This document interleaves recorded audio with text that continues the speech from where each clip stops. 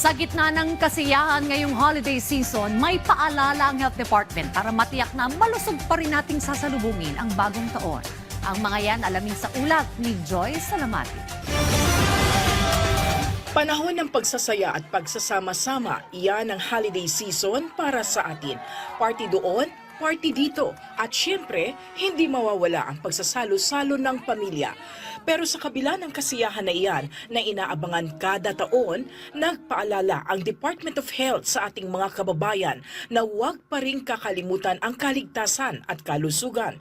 Para sa mga out-of-town trip o kahit na staycation lang, ugaliing tandaan na maging healthy. Una dyan ang pagsusuot ng seatbelt, gayon din ang pagsusuot ng DTI-approved na helmet. Pero higit sa lahat, paalala ng DOH, maging kalmado lang sa kalsada. Ang traffic po ngayon, ayusin po yan ng ating MMDA at ng ating DPWH sa mga daan. Pero importante na tayo bilang mga nagmamaneho, kulang po tayo sa daan, iwasan po natin yung banggaan. So yan po yung mga road traffic injuries ating iwasan. Dagdag pa ng DOH, planuhing mabuti ang mga biyahe ngayong Kapaskuhan para iwas stress sa daan. Huwag tayong kumbaga pabalik-balik dun sa mga tindahan or mall. Mas maganda kung isang biyahihan na lang at lahat ng kailangan bilhin ay puntahan na po. Magkaroon tayo ng mga listahan para hindi tayo nagmamadali at hindi tayo nasa stress. Siyempre, pagdating sa kainan, hindi naman spoiler dyan ang DOH dahil ayon sa kagawaran, maaari namang kumain ng masarap. Pero tandaan, hinay-hinay lang at tiyakin pa rin ang disiplina. Ayon sa ahensya, tandaan na limitahan ang tinatawag na 4Ms: matamis, maalat, mataba at mamantika. Wala akong sinasabi ang DOH na bawal kumain. Ang sinasabi natin, dapat po yung tamang pagkain. Umiwas tayo or bawas-bawasin yung mga pagkaing yung mga mataba, matamis at maalat. Pwedeng tumikim-tikim, huwag ng sobra-sobra.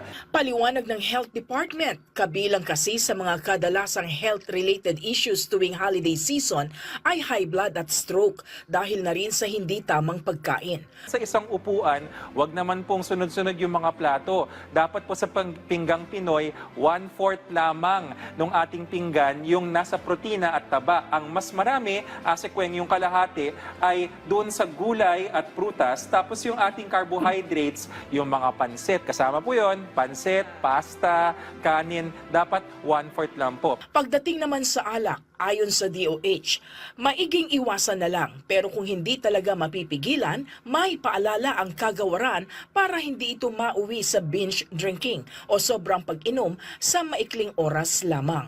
Para hindi tayo masabihang binge drinking, 1 standard drink per hour. Asa ko, ano yung 1 standard drink? Isang bote ng beer o kaya isang baso ng alak, kupita, o kaya isang shot ng sinasabi na hard liquor. Yun po, dapat hindi lumalampas per hour para hindi ka mabibinge drinking. Pero kung pwedeng iwasan, wag na lang. Kung maaari din anya ay iwasan na ang pagyoyosi o di kaya'y pag-vape. At para mas maging healthy pa, syempre, isa sa mga susi niyan ay gumalaw-galaw at mag-ehersisyo. Ayon sa DOH, ang pwedeng gawin dyan ay ang pagsayaw ng TikTok challenges o trends o di naman kaya'y performances sa Christmas party. Mahalaga po dito ang physical activity, no? Dahil as much as possible, sa isang linggo, dapat 150 minutes. Paano natin bibilangin yon? Sa araw-araw, dapat meron tayong 30 minutes na tayo ay kumikilos na medyo yung tibok ng ating puso ay tumataas. Hindi naman kailangan na hinihingal tayo, pero dapat medyo may pawis kang mararamdaman ng konti. 30 minutes per day, 5 days per week. Kaya yung mga sumasayaw ng mga latest TikTok dance trends nila, maganda kong i-practice yan. Pati yung mga sasayaw para sa Christmas party, kasama na rin po yan sa physical activity.